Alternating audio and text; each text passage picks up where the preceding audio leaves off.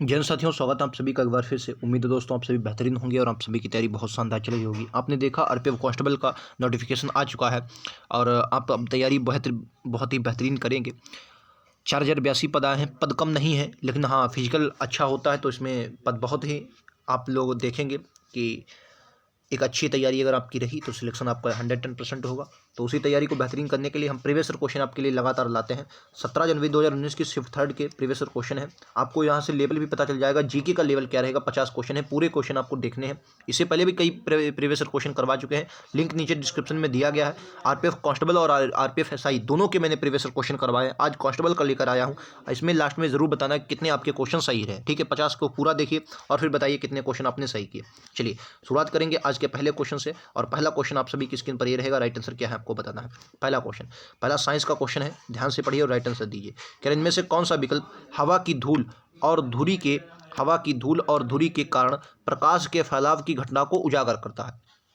कौन सा विकल्प हवा की धूल और धुरी के कारण प्रकाश की फैलाव की घटना को उजागर करता है? तो आपको पता होगा right answer option number A होगा, टिंडल प्रभाव। टिंडल प्रभाव आपने पढ़ा होगा, तो राइट आंसर क्या है? Option number A. ठीक है, चलिए अगले क्वेश्चन को देखते हैं। अगला क्वेश्चन कह रहा है निम्नलिखित में से किस समिति को चालू अर्थव्यवस्था समिति कहा जाता है? किस समिति को चालू अर्थव्यवस्था समिति कहा जाता है? याद रखेंगे। तो इस क्वेश्चन का right answer option number D होगा। अनुमानित जो समिति होती है उसे चालू अर्थव्यवस्था समिति, मतलब अनुमानित क्या होती है? ये अगले वर्ष का या कुछ वर्षों का या कुछ महीनों का जो अनुमान लगाता है, जो जांच पड़ताल करके अनुमान लगाता है कि हाँ इतना खर्चा आएगा या इतना पैसा जाएगा, उसे क्या बोलते हैं? चालू अर्थव्यवस्था। यानी कि वो आगे की सोचती है, उसे चालू अर्थव्यवस्था कहा जाता है। ये एक अनुमानित समिति होती है।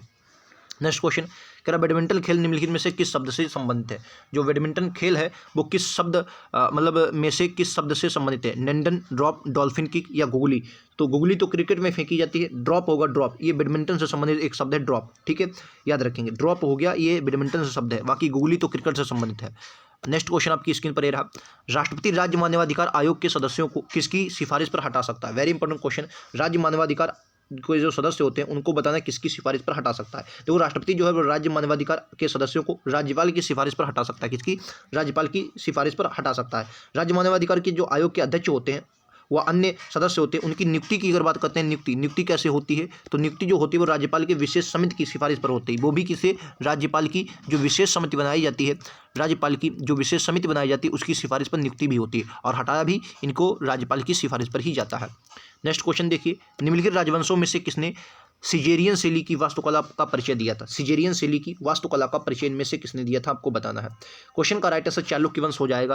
Right answer option number B हो जाएगा, चालुक्य वंश। ठीक है, 6वीं से 12वीं शताब्दी के बीच दक्षिण और मध्य भारत के हिस्से में इनका शासन था। ठीक है, इस वंश का अगर स्थापना की बात करते हैं तो चालुक्य प्रथम ने, पुलकेशियन प्रथम ने की थी। ठीक है, पुलकेशियन प्रथम ने इस वंश की, चालुक्य वंश की नींव डाली थी, याद रखेंगे। चलिए, सिजेरियन शैली लाए थे। परमाणु केंद्र में परमाणु संख्या की कुल संख्या कितनी होती है? परमाणु केंद्र में परमाणु संख्या की कुल संख्या कितनी होती है? तो right answer option number A होगा, प्रोटॉन। जो परमाणु केंद्र होता है उसमें परमाणु संख्या प्रोटॉन की, जो प्रोटॉन होते हैं, प्रोटॉन जैसे न्यूट्रॉन, प्रोटॉन, इलेक्ट्रॉन होते हैं, तो उसमें जो प्रोटॉन होते हैं उन्हीं की कुल संख्या को परमाणु संख्या कहा जाता है। तो राइट आंसर क्या होगा? ऑप्शन नंबर बी हो जाएगा। नेक्स्ट क्वेश्चन आपकी स्क्रीन पर रहा। जब किसी धातु को उसके पतले अक्षरों से बनाया जा सकता है तो उसे डेस कहा जा सकता है।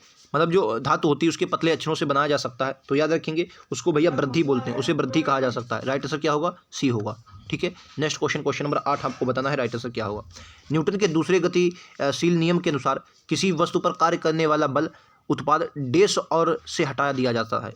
थोड़े क्वेश्चन, मतलब ये जो इस तरीके के क्वेश्चन होते हैं इनमें आपको थोड़ा ज़्यादा समझना। न्यूटन का दूसरा नियम क्या कहता है आपको ये पता होना चाहिए। तो न्यूटन का दूसरा नियम कहता है, गति के दूसरे नियम के अनुसार किसी वस्तु पर कार्य करने वाला बल उत्पाद सामग्री और त्वरण से हटा दिया जाता है। यानी उत्पाद सामग्री और त्वरण से हटा दिया जाता है। तो राइट आंसर क्या होगा? सी हो, उत्पाद सामग्री और त्वरण से हटा दिया जाता है। ठीक है, आपने पढ़ा होगा एफ बराबर यम ए, या क्या पढ़ा होगा? एफ बराबर अगर यम ए आपने पढ़ा होगा तो आप इस क्वेश्चन को आसानी से कर सकते हैं। राइट आंसर क्या होगा दोस्तों? सी हो जाएगा। नेक्स्ट क्वेश्चन ये बताइए, सुगंध देने वाले फूल मुख्य रूप से देश में पाए जाते हैं। जो सुगंध देने वाले फूल होते हैं ये कहाँ पर? केसर, केसर, ठीक है। तो राइट आंसर क्या हो, केसर। इसे जाफरान भी कहते हैं, क्या बोलते हैं, जाफरान, जाफरान भी कहते हैं। और इसकी खेती कहाँ पर की जाती है, जाफरान सबसे ज़्यादा जम्मू कश्मीर में इसकी खेती की जाती है। करेवा मृदा, कौन सी मृदा आ जाएगी दोस्तों, करेवा मृदा, कौन सी आ जाएगी मृदा, करेवा मृदा के रूप में जानी जाती है। उम्मीद है आपको ये क्वेश्चन पता होगा।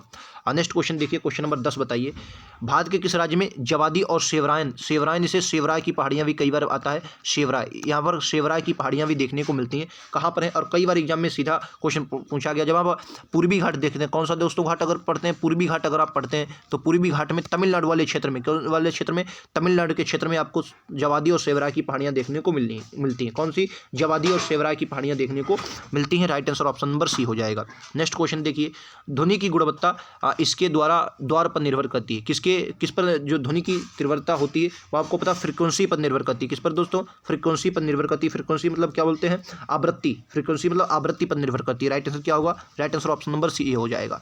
नेक्स्ट क्वेश्चन, पाल साम्राज्य का संस्थापक कौन था, ये बहुत बेहतरीन साम्राज्य है, मतलब इंपॉर्टेंट है। ये बंगाल के क्षेत्र में आपको देखने को मिलता है। इसका जो संस्थापक था वो गोपाल था, ठीक है। इसका संस्थापक कौन था, वो गोपाल था। और इन्होंने ज़्यादातर जो संरक्षण दिया है वो बौद्ध धर्म को दिया। और इस प्रकार के क्वेश्चन बहुत पूछे जाते हैं कि किस धर्म को संरक्षण दिया, ठीक है। तो याद रखेंगे, इन्होंने बौद्ध धर्म को संरक्षण दिया है, किसने, जो आपके पाल साम्राज्य थे, ठीक है। ये दंती दुर्ग बहुत फेमस शासक है, दंती दुर्ग। ये राष्ट्रकूट वंश, जो राष्ट्रकूट अगर आपने वंश पढ़ा होगा तो राष्ट्रकूट वंश का संस्थापक था दंती दुर्ग। और इसने हिरण्य गर्भ यज्ञ करवाया था, जो बहुत फेमस है, ठीक है। हिरण्य गर्भ यज्ञ करवाया था, जो बहुत फेमस है, याद रखेंगे। राष्ट्रकूट दंती दुर्ग बहुत फेमस आदमी है, इसको आपको रटना है, पढ़ना है, ठीक है, याद रखेंगे, इंपॉर्टेंट है। चलिए नेक्स्ट क्वेश्चन पर चलते हैं।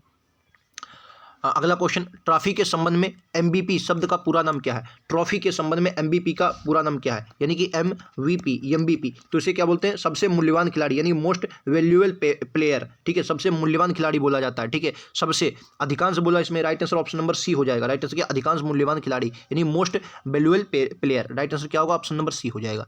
क्वेश्चन नंबर 14 देखिए, मिलंदपोह पाठ किससे संबंधित, देखो मिलंदपोह अगर आप पढ़ेंगे, मिलंदपोह क्या है, एक पाली भाषा की क्या है, एक, याद रखेंगे, मिलंदपोह पाली भाषा की रचना है। क्या है दोस्तों, ये पाली भाषा में रचित है, पाली भाषा में रचना है, ठीक है। और इसमें मीनांडर एक शासक था, मीनांडर क्या बोलेंगे, एक शासक था मीनांडर और नागसेन, मीनांडर और नागसेन के बीच वार्तालाप मिलता है, क्या मिलता है, वार्तालाप मिलता है, ठीक है। मतलब बातचीत की बात, वार्तालाप इसमें मिलता है। और ये बौद्ध धर्म से संबंधित है। तो नागसेन बहुत इंपॉर्टेंट, नागसेन ये भी पूछ लिया जाता है, भिक्षु था। नागसेन किससे संबंधित है, तो याद रखेंगे, ये दोस्तों बौद्ध धर्म से संबंधित है। और मीनांडर जो था ये दोस्तों यूनानी शासक था। मीनांडर की बात करते हैं, ये क्या था, यूनानी शासक था। क्या था दोस्तों, ये यूनानी शासक था। इनके बीच वार्तालाप मिलता है, बौद्ध धर्म से संबंधित है, याद रखेंगे, इंपॉर्टेंट हो जाएगा। नेक्स्ट क्वेश्चन आपकी स्क्रीन पर ये रहा, बताइए राइट आंसर क्या है। इनमें से किसे भारत के नए समुद्र मिले, इनमें से किसे भारत के नए समुद्र मिले, तो आपको इस क्वेश्चन का राइट आंसर पता होना है। 1497 पुर्तगाली नाविक वास्को डिगामा भारत की खोज के लिए निकला था, तो right answer option number C हो जाएगा। निकला था 1497 में, लेकिन भारत कब पहुंचा, 1498 में। भारत कब पहुंचा था दोस्तों, 1498 में पहुंचा था, 1498 में भारत पहुंचा था, ठीक है, याद रखेंगे। नेक्स्ट क्वेश्चन, हैंडबॉल खेल क्षेत्र को क्या कहा जाता है, जो हैंडबॉल होता है उसे क्या बोलते हैं, तो कोर्ट बोलते हैं। जो हैंडबॉल होता है इसके क्षेत्र को कोर्ट बोलते हैं। और इस कोर्ट की लंबाई 20 मीटर जो होती है वो चौड़ाई होती है, 20 मीटर क्या होती है, चौड़ा होता है, और 40 मीटर क्या होता है, लंबा होता है, ठीक है। ये मीटर की बात करते हैं, मीटर, ठीक है, याद रखेंगे, मीटर की हमने बात की है। क्वेश्चन नंबर 17 देखिए, क्वेश्चन नंबर 17 क्या कर रहा बताएंगे, पशुपति किस काल में मनाया जाता था, पशुपति ये बहुत फेमस काल है। अगर आप हड़प्पा संस्कृति पढ़ते हैं तो हड़प्पा संस्कृति में हालांकि ज़्यादातर जो पूजा हुई प्रकृति की पूजा हुई, किसकी पूजा हुई है, तो वो प्रकृति की पूजा हुई। लेकिन प्रकृति की पूजा में सबसे महत्वपूर्ण देवता के रूप में पशुपतिनाथ थे। पशुपतिनाथ की पूजा हड़प्पा काल में बहुत की गई है, याद रखेंगे, हड़प्पा काल में बहुत की गई थी। हड़प्पा संस्कृति की बात करते हैं, देखिए इसको सिंधु घाटी सभ्यता भी कहा जाता है। और क्योंकि सबसे पहले 1921 में सबसे पहले इसका हड़प्पा स्थल खोजा गया, इसलिए इसे हड़प्पा सभ्यता कहा जाता है। दयाराम साहनी ने इसका पहला स्थल हड़प्पा खोजा था, ठीक है। 1922 में रखालदास बनर्जी ने मोहनजोदड़ो को खोजा था, यह भी बात आप सभी को याद रखनी है। नेक्स्ट क्वेश्चन, निम्नलिखित में से कौन सी एक संक्रामक बीमारी, संक्रामक बीमारी मतलब एक दूसरे के फैलती है, राइट आंसर क्या होगा, टाइफाइड जो है, टाइफाइड ये एक संक्रामक बीमारी है, right answer option number C हो जाएगा। नेक्स्ट क्वेश्चन ये बताइए, निम्नलिखित में से कौन सा तारा आपके सबसे करीब है, बताएंगे कौन सा तारा आपके सबसे करीब हो जाएगा। क्वेश्चन नंबर 19 का राइट आंसर क्या होगा, इसे प्रॉक्सिमा सेंचुरी बोलते हैं, क्या बोलते हैं, प्रॉक्सिमा सेंचुरी बोला जाता है, याद रखेंगे। इसका वैज्ञानिक नाम सेंचुरी सी है, क्या नाम वैज्ञानिक नाम, इसका वैज्ञानिक नाम सेंचुरी सी इसका वैज्ञानिक नाम हो जाएगा। ये भी बात आप सभी को याद रखेंगे, ठीक है। इसे लाल बौना तारा के रूप में भी जाना जाता है, सबसे पृथ्वी का सबसे नजदीक तारा है। नेक्स्ट क्वेश्चन, सार्वजनिक संपत्ति स्रोतों के अति प्रयोग को क्या कहा जाता है? जो सार्वजनिक संपत्ति होती है इसके अगर जो स्रोत होते हैं उनके अगर ज़्यादा अति मतलब बहुत ज़्यादा अगर प्रयोग करते हैं उसे सार्वजनिक स्रोतों की त्रसदी बोलते हैं। क्या बोलते हैं? त्रसदी मतलब क्या बोल सकते हैं कि ये इनका गलत उपयोग हो सकता है, दोहन बोल सकते हैं। त्रसदी मतलब दोहन हो सकता है। ठीक है, right answer option number B होगा। अगला क्वेश्चन देखिए, संसद के संयुक्त सत्र का संचालन करने के लिए अध्यक्ष के रूप में अनुपस्थित रहते हुए सत्र का संयोजन कौन करता है? तो इसके ऑप्शन आगे दिए। आपको पता होगा संसद अगर संयुक्त बैठक का प्रावधान की बात करते हैं तो संयुक्त बैठक अनुच्छेद 108 में संयुक्त बैठक का प्रावधान किया गया। क्या है? अनुच्छेद 108 में संयुक्त बैठक का प्रावधान किया गया। अब क्वेश्चन ये पूछ रहा है कि अगर संयुक्त बैठक का संचालन करने के लिए अध्यक्ष के रूप में अनुपस्थित रहते हुए सत्र का संयोजन कौन करता है? ठीक है, तो देखो सबसे पहले अगर वैसे तो अगर संयुक्त बैठक बुलाई जाती है तो संयुक्त बैठक जो संयुक्त सत्र बुलाया जाता है तो उसके अध्यक्ष कौन करता है? उसका अध्यक्ष लोकसभा का अध्यक्ष करता है। कौन सा करता है? लोकसभा का अध्यक्ष करता है। लोकसभा का अध्यक्ष करता है। लेकिन अब क्वेश्चन ने पूछ दिया लोकसभा का अध्यक्ष अगर उपस्थित हो तो लोकसभा का उपाध्यक्ष करेगा। कौन करेगा? लोकसभा का उपाध्यक्ष करेगा। जिस तरीके से ऑप्शन आपको दिए हैं उस तरीके से right answer option number A हो जाएगा। ठीक है, लोकसभा का उपाध्यक्ष करेगा। राइट आंसर ऑप्शन नंबर क्या होता है? बी हो जाएगा। संयुक्त अधिवेशन कौन बुलाता है? तो राष्ट्रपति बुलाता है। कौन बुलाता है? संयुक्त अधिवेशन बुलाता कौन है? तो क्या बोलेंगे? राष्ट्रपति बुलाता। अनुच्छेद 108 में इसका वर्णन किया गया है। नेक्स्ट क्वेश्चन आपकी स्क्रीन पर रहा। यार पैरा ओलंपिक में स्वर्ण पदक जीतने वाले पहले भारतीय कौन थे? पैरा ओलंपिक में स्वर्ण पदक जीतने वाले पहले भारतीय कौन थे? तो मरियप्पन थंगावेलु। बात है ये 2016 की। 2016 में मरियप्पन थंगावेलु ने रियो डी जेनेरियो में आयोजित ग्रीष्मकालीन पैरा ओलंपिक में स्वर्ण पदक जीता था। याद रखेंगे। ठीक है, और ये ऊंची कूद से संबंधित है। किससे दोस्तों? ऊंची कूद से संबंधित है। किससे? ऊंची कूद से संबंधित है। मरियप्पन थंगावेलु 2016 में रियो डी जेनेरियो में इन्होंने स्वर्ण पदक जीता था। याद रखेंगे। ठीक है, नेक्स्ट क्वेश्चन कह रहा कोशिका के विभाजन में जन कोशिकाओं की तैयारी के लिए एक मूल कोशिका को डैश में विभाजित किया जाता है। जो मूल कोशिका होती है उसको दो समान कोशिकाओं में विभाजित किया जाता है। कितनी? दो समान कोशिकाओं में विभाजित किया जाता है। राइट आंसर विकल्प उत्तर सी होगा। क्वेश्चन नंबर 24 आपकी स्क्रीन पर ये रहा।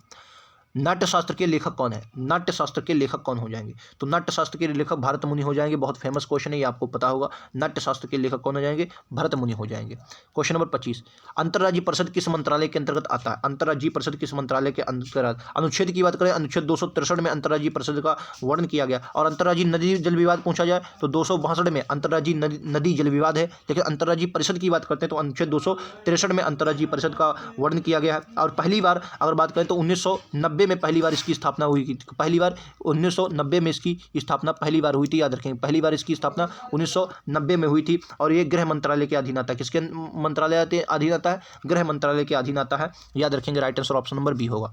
नेक्स्ट क्वेश्चन, थालघाट मुंबई को देश से जोड़ता है। जो थालघाट है वो मुंबई को कहाँ से जोड़ता है? तो याद रखेंगे, मुंबई को नासिक से जोड़ने वाला जो दर्रा है वो थालघाट है। ठीक है, थालघाट, भोरघाट ये और अंबाघाट ये आपको रटे होने चाहिए। इनसे क्वेश्चन बनता है। और प्रायद्वीपीय भारत का ये प्रमुख, ये सभी प्रायद्वीप भारत में इस वाले क्षेत्र में देखने को मिलते हैं और बहुत कम दर्रे यहाँ पर हैं, तो आपको रटे होने। थालघाट जो है मुंबई को नासिक से जोड़ता है। याद रखेंगे। ठीक है, नेक्स्ट क्वेश्चन, निम्नलिखित में से कौन क्रिकेट विश्व कप से संबंधित नहीं है? Irani cup, Ranji cup, Kalinga cup या देवधर ट्रॉफी? ये आपको बताना है। क्रिकेट विश्व कप से संबंधित नहीं है। इस क्वेश्चन का राइट आंसर क्या हो जाए?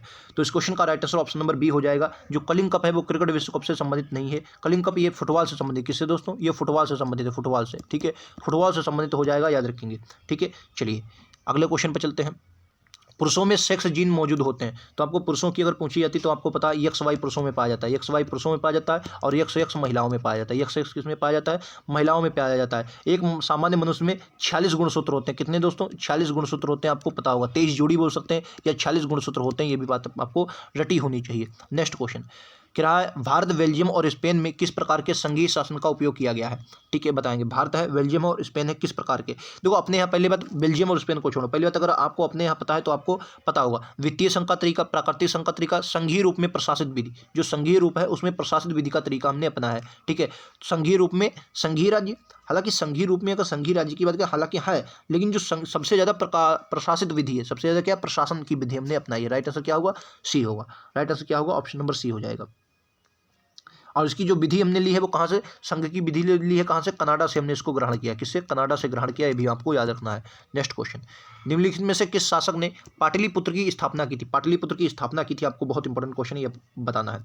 तो पाटलिपुत्र की अगर स्थापना की बात करते हैं तो अजातशत्रु ने भारत के प्राचीन शहर की स्थापना की थी। अजातशत्रु द्वारा इसकी स्थापना की गई थी। और इसको राजधानी किसने बना था? अगर राजधानी आपसे पूछी जाए तो राजधानी पाटलिपुत्र को उदयन ने बना था। किसने दोस्तों? उदयन ने इसको अपनी राजधानी बना था। पाटलिपुत्र को राजधानी उदयन ने बना था। याद रखेंगे। रखेंगे, ठीक है। इसे वर्तमान में पटना के नाम से भी जाना जाता है। नेक्स्ट क्वेश्चन कह रहा भारत की आकस्मिक निधि किस अनुच्छेद के तहत आती है? आकस्मिक निधि पर पूरा पूरा जो अधिकार होता है वो राष्ट्रपति का होता है। किस पर दोस्तों? राष्ट्रपति का पूरा पूरा हक होता है, याद रखेंगे, आकस्मिक निधि पर। और अनुच्छेद की बात करते हैं तो अनुच्छेद 267 में, अनुच्छेद 267 में क्या है? आकस्मिक निधि।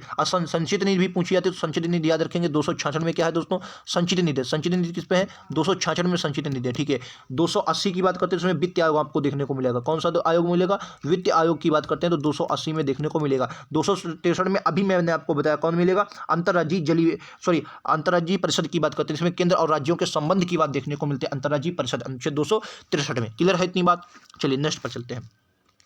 नाइजर और जिम्बाब्वे में इनमें से किस महाद्वीप के देश? नाइजर और जिम्बाब्वे, ये क्वेश्चन बहुत इंपॉर्टेंट है। आपने अगर विश्व ज्योग्राफी अच्छी से पढ़ी होगी तो आपको पता होगा। नाइजर की बात करें या जिम्बाब्वे की बात करें, ये आपको पता अफ्रीका महाद्वीप से संबंधित है। अफ्रीका एक ऐसा देश है दोस्तों जिसमें कर्क और मकर और भूमध्य तीनों रेखाएं होकर जाती हैं। जिम्बाब्वे और अफ्रीका के बारे में आपको ये बात, जिम्बाब्वे और नाइजर के बारे में आपको याद रखना है, ठीक है। नाइजर नदी एक यहाँ पर अगर इनकी राजधानी, नाइजर की राजधानी नियामे हो जाएगी, ठीक है। नियामे इसकी बहुत फेमस राजधानी नियामे। और जिम्बाब्वे की हरारे, जिम्बाब्वे की क्या हो जाएगी? हरारे, याद रखेंगे, ठीक है। और यहाँ पर नाइजर जो है, नाइजर यहाँ से एक नाइजर नदी भी निकलती है। कौन सी नदी निकलती है? नाइजर नदी भी निकलती है। पाम ऑयल तेल के लिए बहुत फेमस है। किसके? पाम ऑयल तेल के लिए बहुत फेमस है, याद रखेंगे।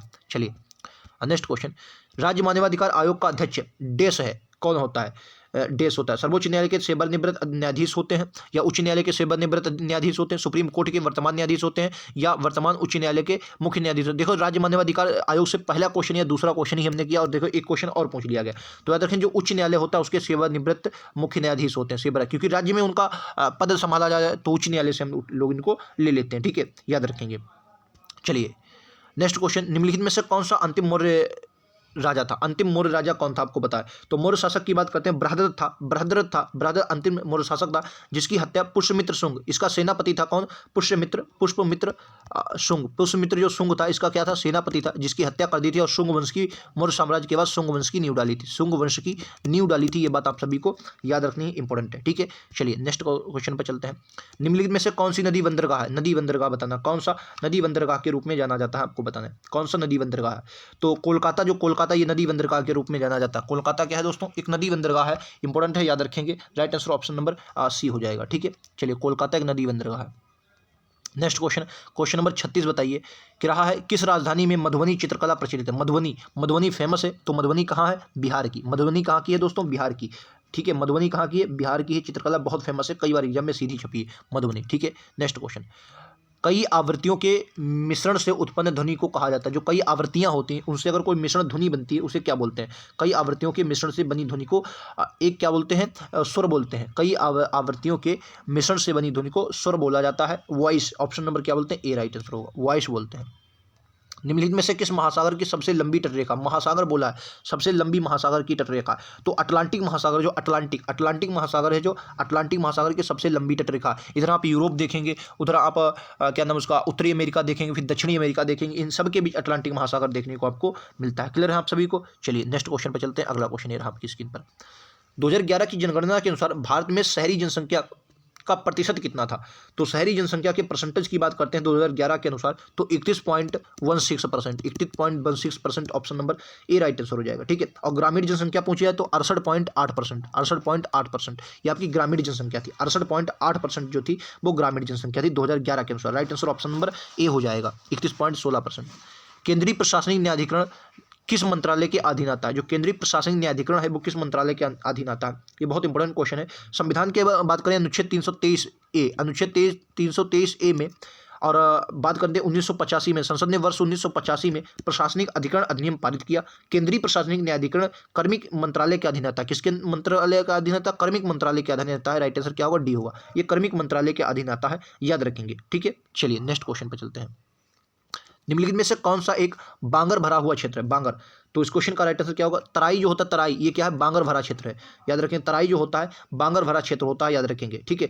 भ्रमर या बांगर मिट्टी का एक प्रकार होता है, ये भी बात आपको याद रखना है, ठीक है। देखो जो जलोढ़ मिट्टी होती है दो प्रकार की होती है, बांगर होता है, खादर होता है, ठीक है। जो बांगर होता है पुरानी, ये मतलब बंजर युक्त होती है। जो खादर होती है ये नई होती है, और इसमें मृदा के रूप में, मतलब ये कृषि के लिए, खादर जो मृदा होती है कृषि के लिए बहुत इंपॉर्टेंट होती है, याद रखेंगे। नेक्स्ट क्वेश्चन आपकी स्क्रीन पर रहा, वृक्षासन योग किस स्थिति में दिखता है? वृक्षासन योग किस स्थिति में दिखता है? वृक्षासन योग किस स्थिति में दिखता है? तो वृक्षासन योग जो होता है वो पेड़ क्या स्थिति दिखाता है? अच्छा, पेड़ दिखाता है, मतलब वृक्षासन पेड़ के समान खड़े होने वाला योगासन होता है। ये योग की बात करता है, योग। ठीक है, योग से क्वेश्चन हर बार पूछा है। मैंने आपको पिछला भी सेट करवाया था, उसमें भी योग का एक क्वेश्चन था, और मैंने RPFSI के जो क्वेश्चन करवाया था उसमें भी योग से क्वेश्चन पूछा गया, योगा से क्वेश्चन पूछा गया। तो योगा है जो वृक्षासन योग होता है, वो पेड़ की स्थिति को दर्शाता है, याद रखेंगे। बिल्कुल आपके पेड़ के समान खड़ा होना होता है, याद रखेंगे। ठीक है, नेक्स्ट क्वेश्चन, डालू कुनिथा में एक प्रसिद्ध लोक संगीत परंपरा है, ये किस राज्य की है? डालू कुनिथा जो है वो किस राज्य की है? तो डालू कुनिथा एक कर्नाटक की और ड्रम नृत्य है। एक ऐसा कर्नाटक का ड्रम नृत्य है, इसे कर्नाटक में ये भैंसा दौड़ बहुत फेमस है कर्नाटक की, वो भी आपको याद रखनी है, कई बार पूछ ली जाती है। क्वेश्चन नंबर 44 कह रहा है राज्य मानवाधिकार आयोग वर्ष में स्थापित हुआ?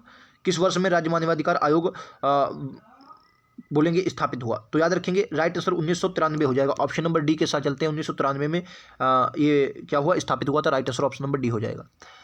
राज्य मानवाधिकार। अगला क्वेश्चन देखिए, भारतीय नियोजन के वास्तुकार के रूप में किसे जाना जाता है? भारतीय नियोजन के वास्तुकार के रूप में किसे जाना जाता है? भारतीय नियोजन, तो PC महालनोबिस भारतीय नियोजन के रूप में इनको जाना जाता है, याद रखेंगे PC महालनोबिस को। इनका पूरा नाम प्रशांत चंद्र महालनोबिस था, एक प्रसिद्ध वैज्ञानिक और संख्याविद थे। दूसरी पंचवर्षीय अगर योजना आपने पढ़ी होगी, दूसरी पंचवर्षीय जिसमें उद्योग धंधों पर फोकस किया गया था, 1956 से 61 वो इन्हीं के मॉडल पर आधारित थी। 1956 से 61 इन्हीं के मॉडल पर आधारित थी, PC महालनोबिस मॉडल पर आधारित थी, याद रखें। दूसरी पंचवर्षीय योजना जिसमें उद्योग धंधों पर बात की गई थी, किसमें? उद्योग धंधों पर बात की गई थी। हाँ, नेक्स्ट क्वेश्चन आपकी स्क्रीन पर ये है, बहुत कम विक्रेता एवं अधिक क्रेता किस बाजार का लक्षण है? मतलब विक्रेता मतलब बेचने वाले कम हैं और खरीदने वाले ज़्यादा हैं, तो वहाँ पर कौन सा बाजार होता है? तो क्या बोलेंगे? उसमें अल्पाधिकार बाजार बोलते हैं। इस इकोनॉमिक्स का बहुत बेहतरीन क्वेश्चन, उसे क्या बोलते हैं? अल्पाधिकार बाजार बोला जाता है। क्या बोला है? जहाँ बहुत कम विक्रेता एवं अधिक क्रेता, कहने वाले जहाँ बहुत कम विक्रेता हो और अधिक क्रेता हो, वहाँ पर कौन सा बाजार होता है? तो यह अल्पाधिकार बाजार होता है। राइट आंसर क्या होगा? ऑप्शन नंबर ए हो जाएगा। और नेक्स्ट क्वेश्चन आपकी स्क्रीन पर ये रहा, भारत सरकार देश के माध्यम से खाद्यान्न खरीदती है, तो ये इसका ऑप्शन आगे दिए हैं। जो भारत सरकार है वो आपको बताना है किसके माध्यम से आपका जो खाद्यान्न खरीदती, किसके माध्यम से खरीदती? तो भारतीय खाद्य निगम राइट आंसर हो जाएगा। भारतीय खाद्य निगम के माध्यम से ये खरीदती है। भारतीय खाद्य निगम के स्थापना की बात करते हैं तो इसका जो अधिनियम था यानी कि एक्ट की बात करते हैं तो 1964 में एक एक्ट बना था, और इसकी जो स्थापना हुई थी मतलब 1965 में ये पूरी तरीके से लागू हो गया था। 1965 में सुरक्षा के हेतु लिए बनाया गया था भारतीय खाद्य निगम, याद रखेंगे, इंपॉर्टेंट है। राइट आंसर ऑप्शन नंबर क्या हो जाएगा? ए हो जाएगा। ठीक है, चलिए नेक्स्ट क्वेश्चन पर चलते हैं। अगला क्वेश्चन, महात्मा गांधी राष्ट्रीय रोजगार गारंटी योजना की शुरू की गई थी? महात्मा गांधी राष्ट्रीय रोजगार गारंटी योजना में शुरू की थी, तो ये बताना कब शुरू की गई थी? इसे मनरेगा बोला जाता है। 100 दिन के रोजगार उपलब्ध कराने की इसमें बात की गई। अधिनियम 2005 का था, 2005 का ये अधिनियम था। Right answer option number D हो जाएगा। 2005 में भी अधिनियम आया था। इसे राष्ट्रीय रोजगार जो गारंटी योजना, इसे मनरेगा के नाम से भी जाना जाता है। 100 दिन के इसमें बात की गई थी, 100 दिन का रोजगार दिया जाएगा। क्वेश्चन नंबर 49 देखिए, सिकंदर ने भारत पर किस वर्ष आक्रमण किया था? तो बोलेंगे सिकंदर ने भारत पर 326 ईसा पूर्व में आक्रमण किया था। कब दोस्तों? 326 ईसा पूर्व में। Option number A right answer होगा। 326 ईसा पूर्व में सिकंदर ने भारत पर आक्रमण किया था। Right answer option number A हो जाएगा। किस बिल के बिना सरकार भारत के सामूहिक कोष से पैसा निकाल सकती है? किस बिल के बिना भारत सरकार सामूहिक कोष से पैसा निकाल सकती है? क्वेश्चन का राइट आंसर क्या होगा बताना है। कह रहा निकाल सकती, देखो एक बात बताइए, मतलब किस बिल के बिना, इसमें थोड़ा गड़बड़ है। इसमें होता किस बिल के बिना पैसा नहीं निकाल सकती, नहीं निकाल सकती, कोष से पैसा नहीं निकाल सकती होना चाहिए था, क्योंकि विनियोग विधेयक जो पास किया जाता है, विनियोग विधेयक, अच्छा किस, तो इससे राइट आंसर फिलहाल विनियोग विधेयक, क्योंकि विनियोग विधेयक के बिना भी आप पैसा निकाल सकते हैं। किस हिसाब से इसकी अगर अनुच्छेद की बात करें, अनुच्छेद 114 में इसका वर्णन मिलता है विनियोग विधेयक का। ठीक है, और जो पैसा निकाला जाता है संचित निधि से, सामूहिक कोष मतलब क्या होता है? संचित निधि। और संचित निधि का अनुच्छेद अभी आपको पता है, संचित निधि का अनुच्छेद कौन सा हो जाए? 266 जो हो जाएगा वो संचित निधि का अनुच्छेद हो जाएगा। 266 में इसका वर्णन देखने को मिलता है। क्लियर है? तो यहाँ तक हमारे 50 क्वेश्चन थे। उम्मीद है आपको 50 क्वेश्चन अच्छे लगे होंगे। कमेंट सेक्शन में जरूर बताएंगे आपका स्कोर कितना रहा। देखिए करंट इसमें बहुत कम पूछी जाती है, करंट के क्वेश्चन नहीं थे, बाकी सभी क्वेश्चन बेहतरीन थे। उम्मीद आप सभी को पसंद आए होंगे। कितने क्वेश्चन आपने किए, कितने क्वेश्चन अच्छे लगे, कमेंट सेक्शन में जरूर बताएं। ऐसे ही प्रश्नों के लिए लिंक नीचे प्लेलिस्ट का दिया गया है डिस्क्रिप्शन में, वहाँ से जाकर आप सारे प्रीवियस क्वेश्चन देख सकते हैं, जिससे आपकी तैयारी और भी बेहतरीन होगी। मिलते हैं अगले वीडियो में। आज के लिए इतना ही। धन्यवाद दोस्तों। जय हिंद, जय भारत।